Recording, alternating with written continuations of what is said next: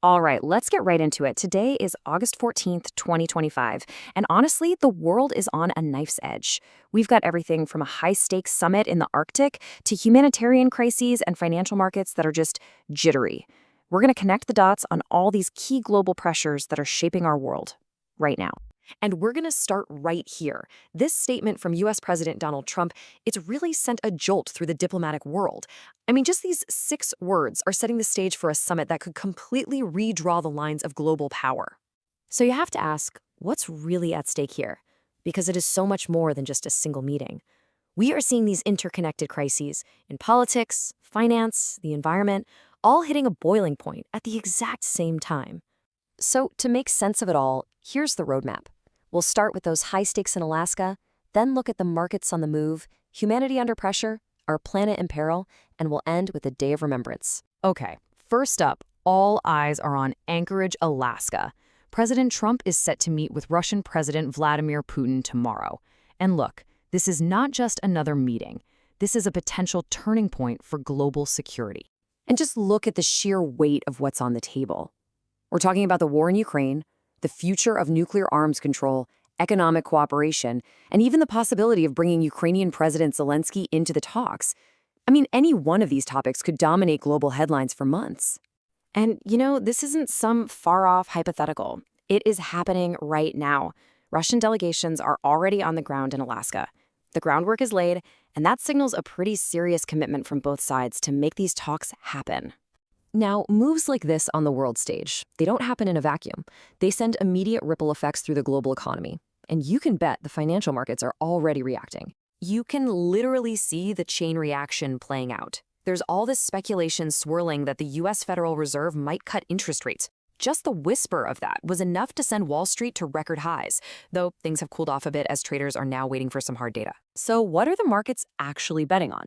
Well, it's this number. 50 basis points. In simple terms, that's a 0.5% interest rate cut from the Fed.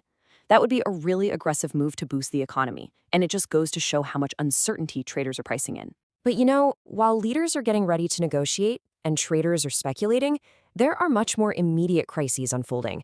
We need to turn to situations where lives are on the line because of both human conflict and natural disasters. This is a really powerful and, frankly, a deeply troubling accusation. You have over 100 humanitarian groups accusing Israel of weaponizing aid, basically of deliberately blocking critical supplies from getting into Gaza as a tool of war. These aid groups are pointing to new registration rules that are putting their own workers at risk and creating massive bottlenecks for food, water, and medicine. And with the risk of famine growing every single day, both the EU and the UK are now demanding immediate action to stop a catastrophe. And from that man-made crisis, we have to turn to a natural disaster. This represents the grim, confirmed death toll from a devastating cloudburst in India. This tragedy just struck a pilgrimage route in Jammu and Kashmir, and while we know more than 50 people are gone, the even greater fear is for the 250 pilgrims who are still missing, very likely washed away by the flash floods. So let's broaden our lens for a second. Beyond these immediate disasters, there are these constant, simmering pressures on our environment. And they show up as both these sharp local crises and as this frustrating global gridlock. And this contrast just shows you the two sides of that coin perfectly. Over in Toronto, you have an acute crisis. Wildfire smoke has given them some of the worst air quality in the entire world.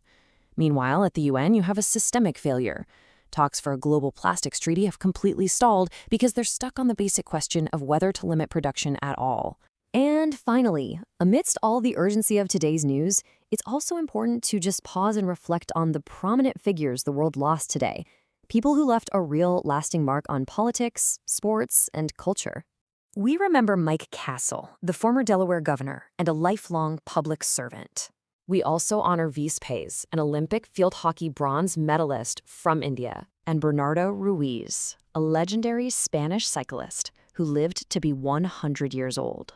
And finally, David Stratton, the acclaimed film critic and for so long the host of At the Movies. Which really brings us right back to where we started. Our world is balanced on a razor's edge. The outcomes of the talks in Alaska, the aid deliveries in Gaza, the debates in Geneva, all of it will define what comes next. The only question is, what will tomorrow's headlines be?